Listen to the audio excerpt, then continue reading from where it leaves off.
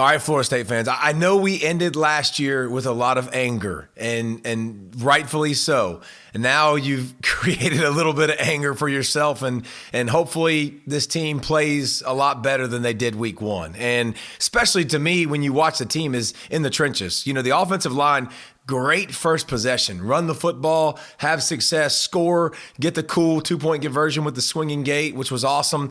And then the run game disappeared. And Mike Norvell is an elite play caller. I love him as a play caller, but like DJU has proven, he is not a guy that I can drop back and throw the ball 30, 40 times a game. That's not the recipe for success. And I think you have to keep him in manageable situations, which means Florida State has to run the football. All those almost 200 starts on the offensive line coming back. Like, where was that? Where was the physicality? Georgia Tech was last in the ACC in defense a year ago, and you couldn't push them around. So I think there's got to be a pause for Florida State, But here's the thing. Here's what's good. When you look at the schedule, they got BC, they got Memphis, they got Cal, they got SMU. So they've got several weeks to get ready for that Clemson game on October 5th where they host Clemson and a chance to get back in the national championship picture. Remember, 12-team playoff changes everything. But here's what I would say, another thing that was disturbing.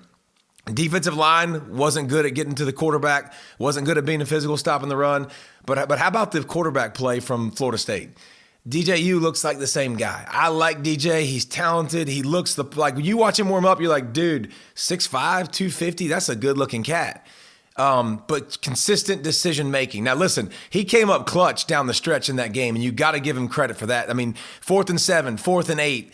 On the last drive for their offense to tie it. Like, he came up huge, and maybe that's a tell with this offense because they unleashed him later in the game. They had to throw the football. Tech was stacking the box, playing a ton of cover one. Like, down the field he had to beat you, and he was struggling to do it. But late in the game, he did put a drive together. So it's going to be interesting to watch FSU, how they rebound, their culture, gelling together. Because remember, that you look at the roster and you're like, oh yeah, transfer from LSU, transfer from Alabama, transfer from here. Like, new freshman at running back number 3, by the way, big, strong sucker. He's going to be really, really good. Like, the pieces, the talent is there. The quarterback spot, can they continue to evolve, develop? But FSU's got a little stretch here to kind of rebound. And then we're going to see, what's inside that chest and how they do, I think, October 5th against Clemson.